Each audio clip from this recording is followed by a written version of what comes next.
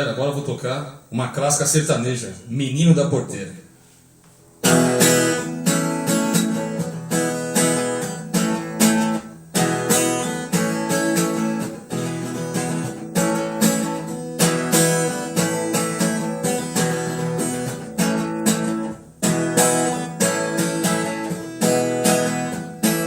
Toda vez que eu viajava pela estrada de Ouro Fino, de longe eu avistava a figura de um menino que corria, abria a porteira, depois vinha me pedir: toque um berrante, seu moço, que é pra eu ficar ouvindo.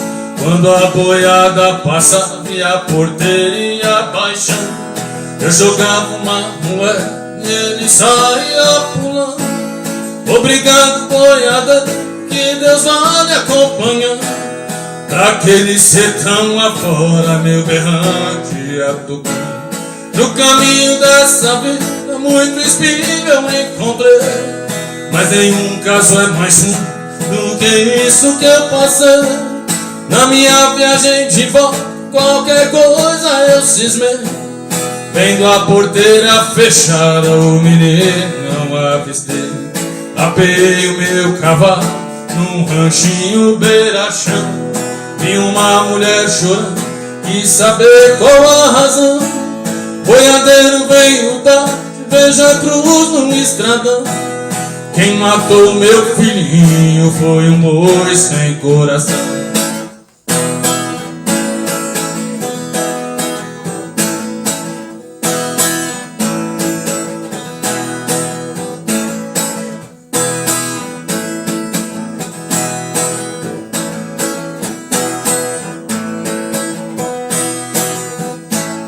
Lá pra banda de Ouro Fino, levando o gado selvagem.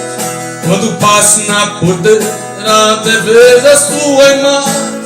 O seu rangido tão triste, mas parece uma mensagem daquele rosto trigueiro desejando-me boa viagem. A cruzinha do estradão do meu pensamento não sai. Eu já fiz um juramento que não esqueço jamais. Nem que o meu gado estou, que eu preciso ir atrás. Nesse pedaço de chão berrante não toco mais.